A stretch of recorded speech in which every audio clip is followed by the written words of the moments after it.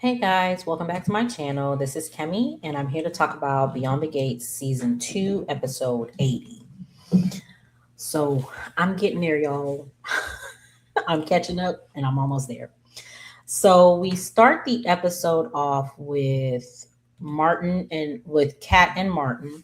So we see Kat, she is at the house and she's looking at a picture of Martin, Kat, Ted, and Nicole.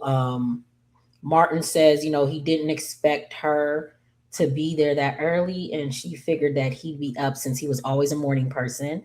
He makes a joke that, he always had to be a morning person because that was the only time that he got to spend with his parents before she,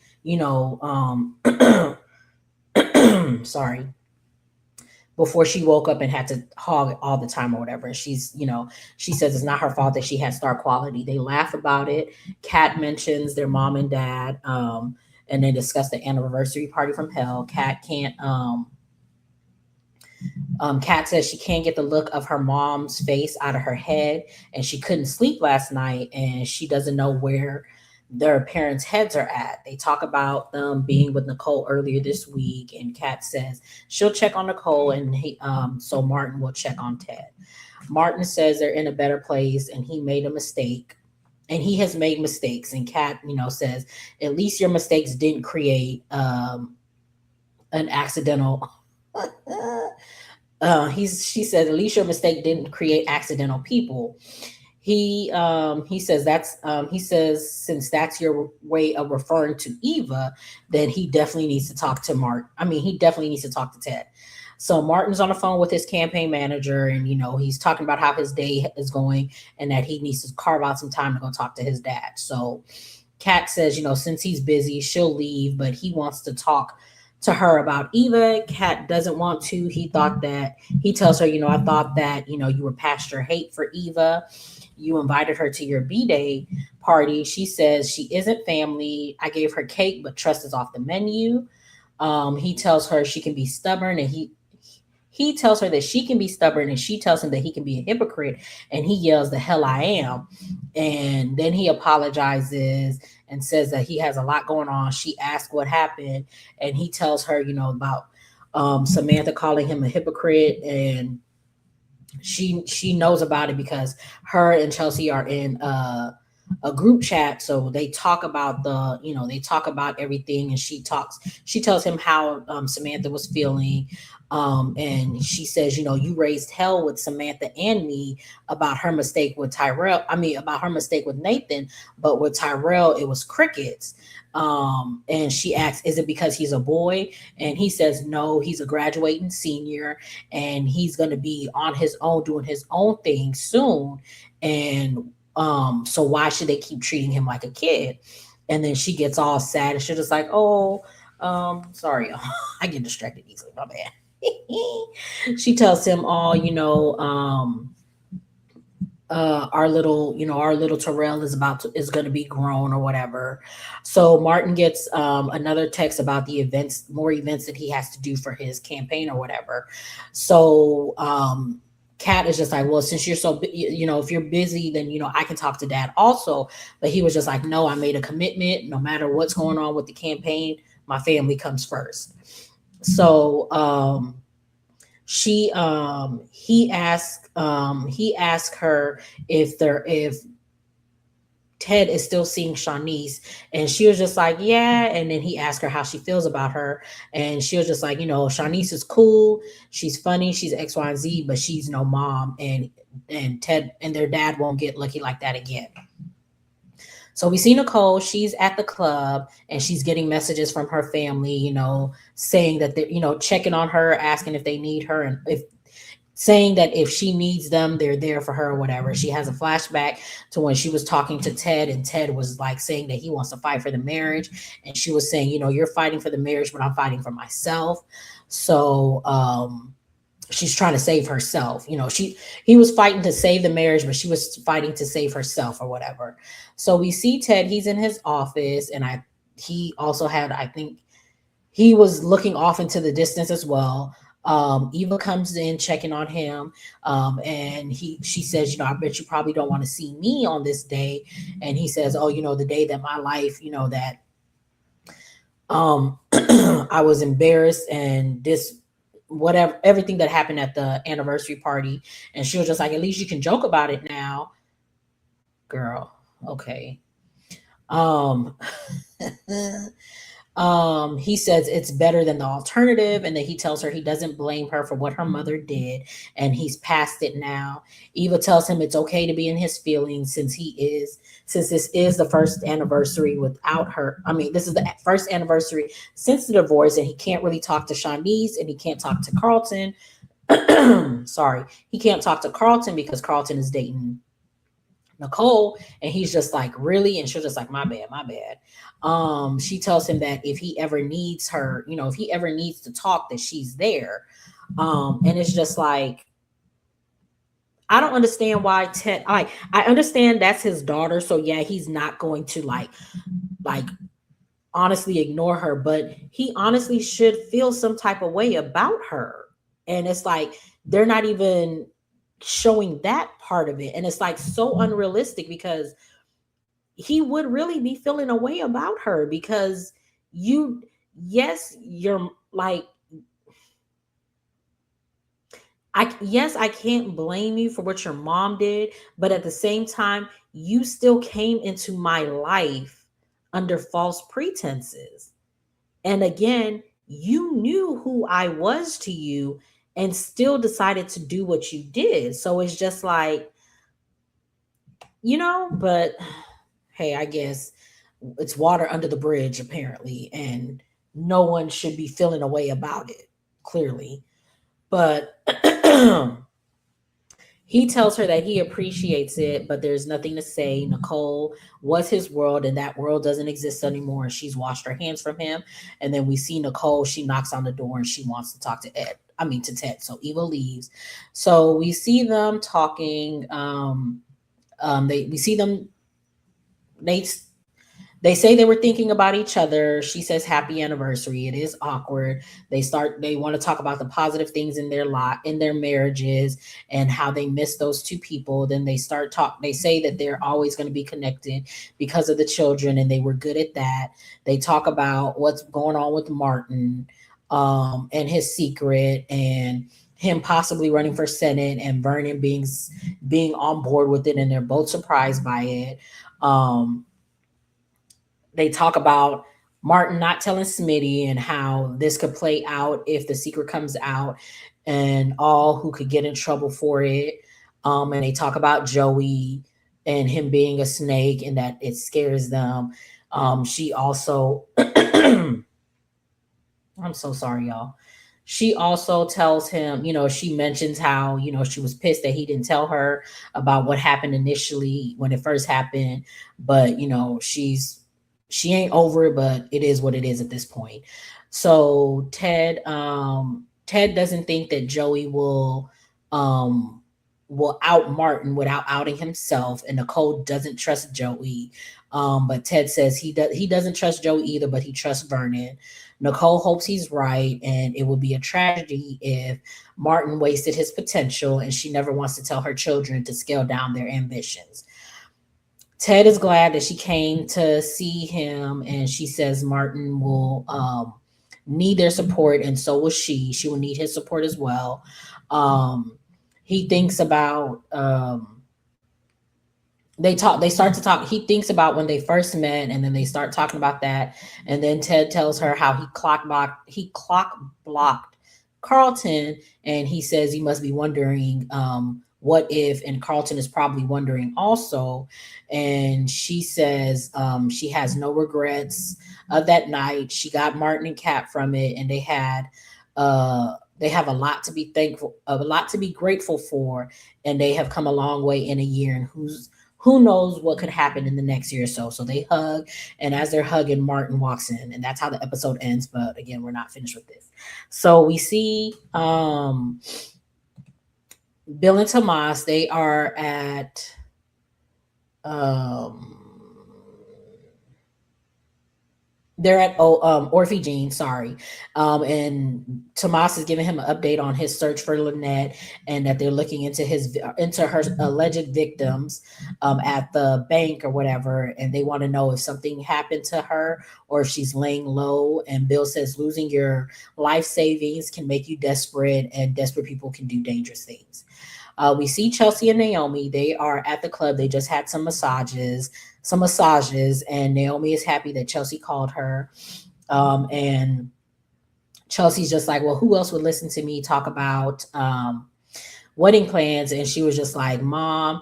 And Naomi says, that she misses you. Chelsea brushes it off, and she says she lives in the backyard.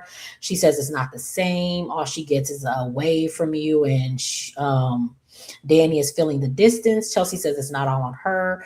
Dani got married, so they both have people in their lives now, because Naomi had mentioned her, getting engaged, and that means she's spending more time with Madison. So Chelsea mentions, well, Dani got married, so she's spending more time with Andre, and she can't just pop up at their house anymore, because who knows what she'll walk in on.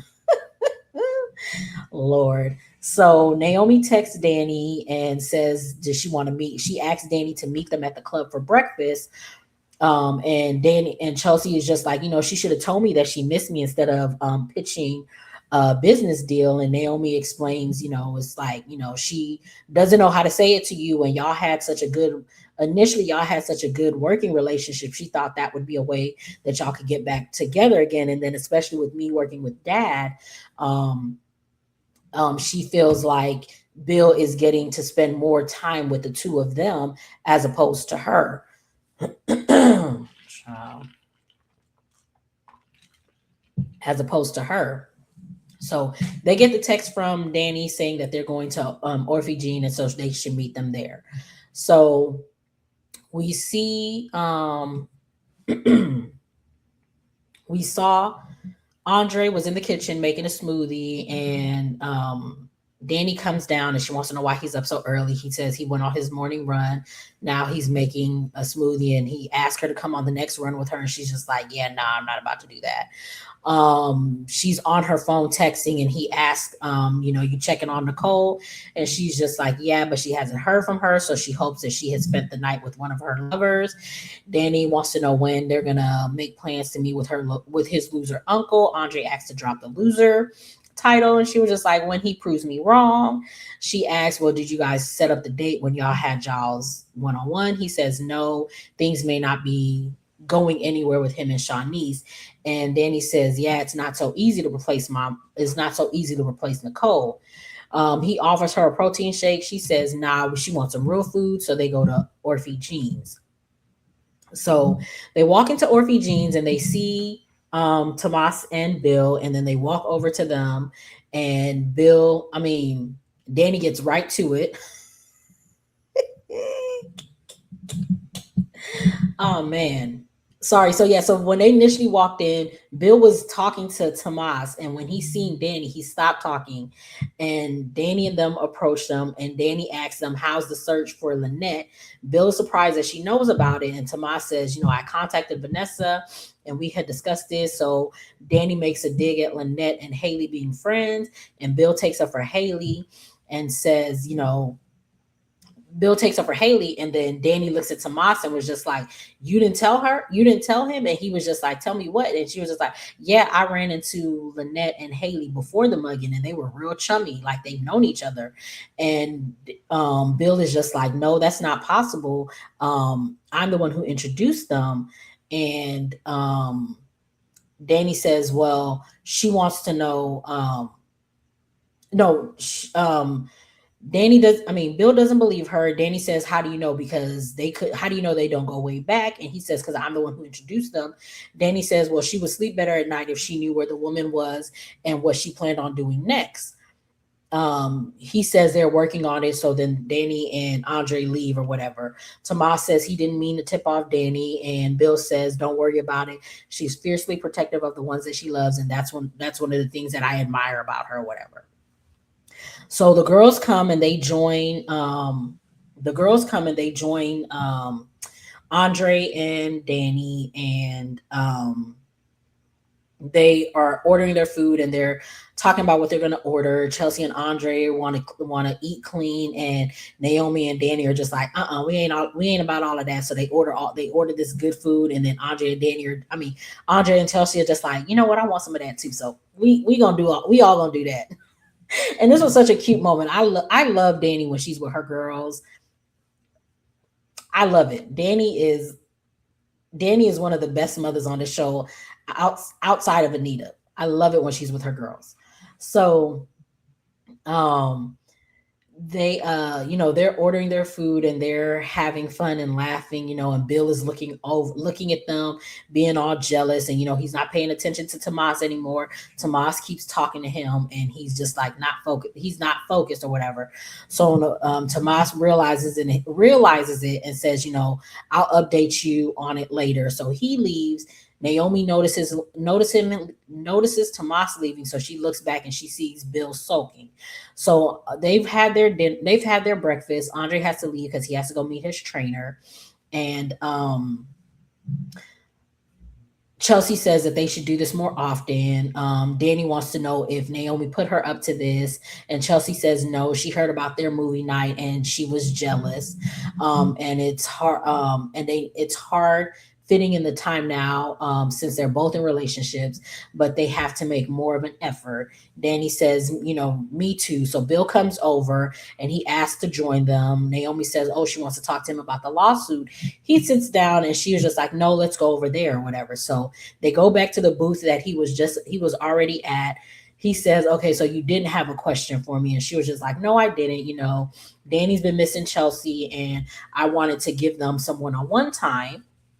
And he says, and that includes Andre. And she was just like, that's her husband, and spending time with family is part of his description now. She tells him that, she's been having a hard time, and, she's been going down memory lane. And she told her if she was strongly thinking about having, if she was feeling strongly about the time when they were kids, that she should have more kids. And Bill is like, you told her what? Chelsea tells Danny, oh yeah. So we go back to Chelsea and Danny, and Chelsea is telling Danny, whenever you find out about your first runway show, make sure you let me know because we're still going to do our um, runway prep show thingy ritual that they do or whatever for whenever they do their runway shows or whatever. So they're happy, they're hugging, loving on each other. Naomi, we get back to Bill and Naomi. Naomi says, so it's okay for you to have kids, but not him, but not mom. And he's just like, well, yeah, me and Haley changed our mind. And she was just like, well, whose choice was it? And he was just like, it was mutual. Um, she tells him, he says, Danny is free to do whatever she wants to do. He just wants to make sure that she's happy. Naomi says she's happy with Andre, but clearly it gets under his skin. But that's not Danny's problem. That's his problem. And we see them watching Chelsea and Danny hug. So we see Andre. He runs into Eve at the club. He says, it was good seeing her at Kat's party, and hopefully Kat is mellowing out on her. Eva says he's very optimistic, and she stopped hoping for that a long time ago. And it's just like, I don't know why you thought you could have that when you came into town the way that you came into town, knowing who she was to you, and you still decided to do all of the things that you did to her. But I'm not going to harp on that again. She then tells him, some days she sees where Kat's coming from. And he says, on days like this, which is again, because today's the anniversary day, anniversary party, I guess. I don't know if the anniversary party was the same as their anniversary date. I'm assuming it was, which also makes it even much more worse now that I think about it. I honestly just thought it was, I don't know why I didn't I don't know why I didn't click in my head that the anniversary was the party was on the actual anniversary. Because, people, my birthday could be a Wednesday and I'm throwing a party on Saturday. That's just what I assume. Like their anniversary was on a Friday and they decided to throw the party on. I mean, their anniversary was on a Monday and decided to throw the party on a Friday or Saturday, whatever. That's what I assumed. But the fact that the anniversary party was on their actual wedding anniversary and you still did what you did, yeah, nah. I wouldn't see it for you if I was Nicole or Kat. or Martin. Ted, you have no choice. I mean, you have a choice, but not really. But Martin, Kat, and Nicole, yeah, I wouldn't see it for Eva and her mama. But whatever. So she was with Ted. She's with Ted every day. He hides it well, but she knows he's hurting. She's not in touch with Nicole, but she hears that she's dating two people. And Andre says, "Isn't that good?" And isn't that good? She's moving on. Eva says, "Is she though?" She says, "Is she, or is she just done giving her heart away to anyone else again? And it didn't have to end up this way, and it's sad." And it was just like, now that's how you're feeling. Okay, whatever. So we see. I feel like I'm missing something because did I am I missing something?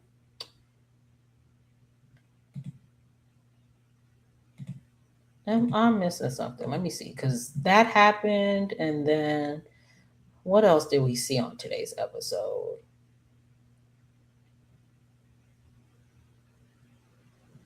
Oh, we saw. Did we see that this episode? Yes, we did. We saw Vernon meeting Joey, and I apologize.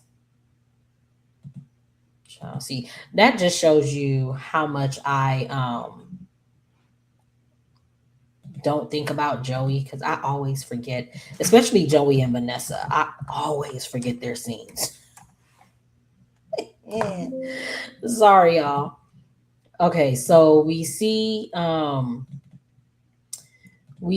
Joey meeting Vernon, and he is Joey thought he was meeting Elon, but he was actually meeting Vernon because Elon set it up for him. Vernon wants to talk to him about Martin. Joey initially was at the bar. He was just like, okay, have a seat here. Vernon asserted his dominance and was just like, no, we gonna sit over there. So they go sit over there at a booth. They talk about the free clinic, and Vernon not believing that Joey was doing this out of the goodness of his heart. Joey says he did it for Vanessa. Vernon tells him to steer clear of Martin. Um, Joey says, Martin is in debt to him, and something about the FEC, and Joey saying he wonders what they would think if they found out about the favors that Joey did for Martin all those years ago. Vernon, he tell Vernon is just like, he's done with him holding this over their head. Joey respects him for doing what he did for his family, and he was happy to get the call. And don't forget that Martin is again in his debt or whatever, and the debt needs to be paid. Will need to be paid eventually. Um, and he's going to collect. Vernon says, Vernon wants to know, what do you think you'll get from Martin? Joey says, a seat. He's one of 435 votes in Congress, but who knows when he'll need it. Vernon says Martin would resign before he ever compromise his values or whatever.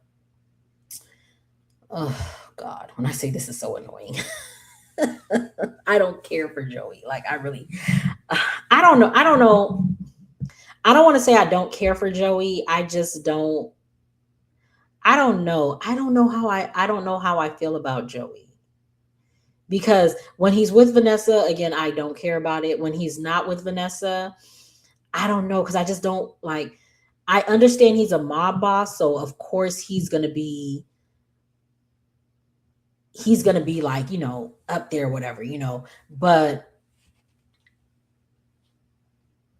the Duprees are supposed to be like higher than that. I don't know. I don't know. I really don't know. I guess maybe my time watching General Hospital and having Sonny lead everything for so many years just got me tired of mob people and all of that. So maybe that's why I'm projecting that onto Joey, and I'm going to try to fix that so that I don't be so taken out of the situation with Joey. But basically, Vernon is telling him that he'll take on Martin's debt, and if he needs anything, come to him. Basically, they shake on it, and that's that. We see Kat. We see Tomas. He meets Kat at Uptown. She tells him about her morning and her trying to get in touch with Nicole, but Nicole hasn't responded back. She asked him about his breakfast and if Bill's on board with them reaching out to Lynette's victim. He says yeah, but he got distracted.